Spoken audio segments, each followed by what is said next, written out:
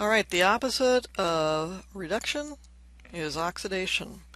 So we just finished up looking at reduction of alkenes, reduction of ketones by addition of hydrogen. So now we're going to turn to oxidations that is. And I will say that CARDI focuses on oxidations with nasty reagents. But they work. So reducing agents add hydrogen. We've seen that in droves, going from a carbonyl down to an alcohol by, for example, adding H- or H2. The opposite is oxidation, in which case hydrogen is removed from your functional group. So the point here is that molecules that have elements in high oxidation states like chromium plus 6 or manganese plus 7 are going to be reduced down to things like chromium plus 3 and manganese plus 4. That's a good driving force and the reason why they are oxidizing agents in the first place. So whenever you see a reagent in a high oxidation state, you should know it's an oxidant. And as you'll see, these oxidizing agents are often surrounded by oxygens, so that's another good clue. That's an oxidant. So it's just the opposite of what we saw in the previous mini lecture. So instead of adding hydrogens, somehow or other, we are managing to strip off these hydrogens from our alcohol and in turn generate a CO double bond. That's an oxidation. This is the most important slide in this mini lecture by far, so let's look at it in some gory detail. It's kind of odd looking, I'll admit. What's it all about here? Well, first off, this box represents some conglomeration of atoms that are willing to accept electrons. Whatever's attached here is going to get reduced. And the other very important aspect of this depiction is that we're looking at a molecule that has an oxygen and a hydrogen on the same carbon. Okay, so this is the carbon that's going to be oxidized. This was an alcohol. It's been converted to something so that now attached to the oxygen is a group that's going to be reduced, and the hydrogen that is on that same carbon is going to be plucked off. And this mechanistic step should look very familiar because it is, after all, exactly the same mechanistic step as an E2 step. Remember way back when we looked at elimination reactions of alkyl halides? Well, in effect, your bromine was reduced by accepting that pair of electrons, reduced down to Br minus. So this is the fundamental step of all oxidation mechanisms, and it's absolutely critical that you understand that you've got to have this hydrogen, and it's this pair of electrons that gets funneled up in between the carbon and oxygen to make the carbonyl. Alright, so the first and kind of prototypical, everybody knows it, oxidation agent is chromium. So chromium comes in various forms. It's a good oxidant, but it's really a bad oxidant because it's toxic, it's a cancer suspect agent, it's environmentally very bad. The problem is it works pretty darn well. So whatever form it comes in, chromium trioxide or chromic acid, it's chromium plus 6. So whether you see chromium trioxide or chromic acid, they're essentially one and the same, just because the only thing that's happening between chromium trioxide and chromic acid is that it's just reacting with water. So I do want to make a little preamble here that whenever you see an atom doubly bonded to an oxygen, doesn't matter what that atom is at all, that is going to be a good electrophile. And it's going to be attacked by a nucleophile, and you're going to see that kind of electron movement over and over and over again. So guess what? Water just attacks the chromium trioxide, and that's all I'm going to show you. But this is a mechanism that I guarantee you could figure out, because you're just going to make, well, you're just going to make good leaving groups, and you're going to protonate things, and that's same old, same old. All right, well, that aside, here's our oxidation mechanism. These chromium trioxide, chromic acids, they're highly polar, so they absolutely must be dissolved in water, and this secondary alcohol has the requisite hydrogen attached to that carbon. So remove that hydrogen, make the new double bond there, voila, there's my oxidation. Once I've made this ketone, note there's no hydroxyl left there, and there's no hydrogen left on that carbon. So those key things that are required to let an oxidation take place can't happen. So we're done.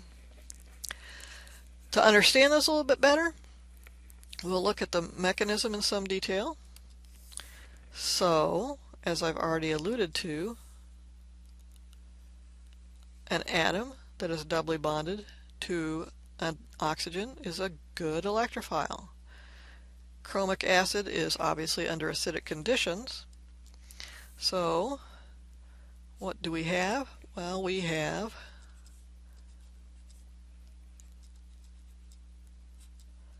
addition of my hydroxyl group to that chromium oxygen double bond. So that pushes the electrons up onto the oxygen. I have a plethora of hydroxyl groups here and a positive charge on my OH. Okay, well, of course, if you see the positive charge on that OH, what are you going to do? You're going to deprotonate it. And if you're under acidic conditions, it kind of makes sense that one of these hydroxyl groups is likely to get protonated one time or another. So we've got RCET. So ET is standing for my ethyl group. Oops. I remove that hydrogen. And now I have a good leaving group. And OH, and OH, and a CR oxygen double bond. What can happen? Looks to me like that leaving group should leave with a little help from some friends. So now I have made, well, let's put the ethyl group down here.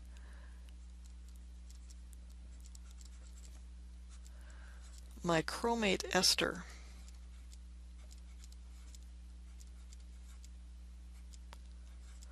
And you may be wondering why I'm showing you this. The book does not show you this. Well, this is going to come in real handy in the next couple of chapters, because we're going to see this mechanism all the time. It's just that instead of a chromium, it's going to be a carbon. Alright, so here we go. We've got a chromate ester. This is my thing inside the box. This is my wants to be reduced. So, key step. Here it is. Ta-da! Take that hydrogen, plop that pair of electrons in there, give chromium its electrons so that it can be reduced. And there you have it. Your ketone. Yay. So, that's how the chromium oxidation works. But here's a new twist. That was a secondary alcohol. Here is a primary alcohol. So now we have two hydrogens attached to the carbon bearing the oxygen. Make the chromate ester just like we did before. Rip off that hydrogen just like we did before. And you get the aldehyde. Fine and dandy. But, come on, here it is. You still have a hydrogen on the carbon bearing the oxygen. So this presents some problems. I've carried out my oxidation, changing the oxidation state of my carbon from -1 to +1, but since chromium is invariably run in aqueous conditions, we know that aldehydes, and ketones for that matter, but aldehydes are the species we're looking at. Get over there. You're going to get the hydrate. And once you've gotten the hydrate, you're going to get the chromate ester. And once you've got the chromate ester, well, you know what happens next. You're going to get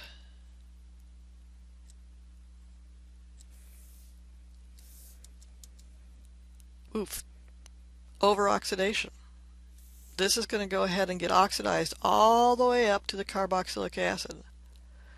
So the bottom line is, as long as you've got water present, a primary alcohol is going to be oxidized to the carboxylic acid. So it'd be nice to be able to stop at the aldehyde stage. Sometimes we want aldehydes. Maybe we want to make the imine. Who knows? How can we stop the over-oxidation? Well, I just told you. Get rid of the hot water. If there's some way we could just get rid of the water, we'd be golden. So, believe it or not, the stuff you learned back in Chapter 1 answers our problem. We need an oxidant that can dissolve in an organic solvent, not water, because water is the culprit. Well, organic solvents are nonpolar. So some clever chemist said, I just need to figure out how to make my reagent have a lot of carbons and hydrogens. And a lot of choices exist. The one that's presented in your book is pyridinium chlorochromate. All the chromium reagents are bright orange. That's why I chose this color. But basically, here you can see all pyridinium chlorochromate has done, it has trapped our chromium trioxide, and I didn't see that typo earlier. It's not CrCO3, it's just chromium trioxide. It's trapped it in a crystalline lattice of pyridine that's protonated, and the counter ion is a chloride. So it's not super soluble, but it's soluble enough in dichloromethane that you don't need to have water present. The trouble with pyridinium chlorochromate is that it is still chromium, and like I said, chromium is just a bad deal. So I'm just going to tell you about another much better oxidant, and that is the Swern oxidant. So we'll talk about that because pyridinium chlorochromate is covered in your textbook. So the Swern oxidation is a little bit of a witch's brew of reagents. It consists of dimethyl sulfoxide, abbreviated DMSO, oxalyl chloride, oxalyl chloride, and triethylamine. And I'll spare you the mechanism. I'd be happy to show anybody who's interested. But basically, what you need to know about the Swern oxidation is, again, it's quite clear that you don't need water to dissolve these because these are organic compounds. No water needed. No chromium. That's a real plus. And, as you can see, because there's no water, it's selective to oxidize a primary alcohol to an aldehyde. Now, don't think it's limited to that. You can certainly use the Swern oxidation to make ketones. No problem. But the beauty of the Swern is that it doesn't use water, and you can thereby stop at the aldehyde stage. Like I said, I'm not going to go through the mechanism, but you should be wondering, well, what's the oxidant? And the oxidant, believe it or not, is the dimethyl sulfoxide. So this guy is your oxidant. So I kind of gave you a hint that oxidizing agents have lots of oxygens around them. And that's invariably the case. We'll see in a minute, permanganate is another good oxidizing agent. So that's always a hint. High oxidation state and lots of oxygens around your atom. Alright, so here, as promised, is potassium permanganate. The mechanism isn't presented in the text, and I'm also not going to go through it, but it's essentially the same as chromium. The thing to note about potassium permanganate is it's a great oxidant. I'll show you a fantastic demo. Yeah, how am I going to do that? Up in lab sometime. Maybe we'll just take a little field trip up into the O-Chem lab. 25 people in the O-Chem lab. Well, I'll figure it out. But anyhow, it's a great oxidant. Typically run under basic conditions, in contrast to chromic acid. It's not as lethal as chromium plus 6, but it's a hazardous waste issue too. So neither chromium nor potassium permanganate are great oxidants, but they really work well. Notice too, potassium permanganate, highly polar compound, ionic. It's going to require water, so it cannot be selective. It will take a primary alcohol all the way to the acid. So I said there's no mechanism. This is certainly what I would postulate as a reasonable intermediate. It's not a chromate ester. It would be a manganate ester, and it'd be the same kind of key step where manganese is going to get reduced by accepting those electrons. So there you have it. Oxidations of alcohols. Now what? Well, now we have just expanded our synthetic repertoire a huge amount. Now I'm not going to go through these. I'm going to go through these in a separate mini lecture, but you can certainly take a look at this and start thinking about, how would I go from here to here? How do I go from here to here? This is a great little exercise for you. But I know what you really want is the joke. And the joke to wrap up chapter 19 is, what would you call the males of the tribe known as the Ganese? And of course, they would be the manganese. Right. That's enough of this. Fitting end to chapter 19, I think. We'll see you in class.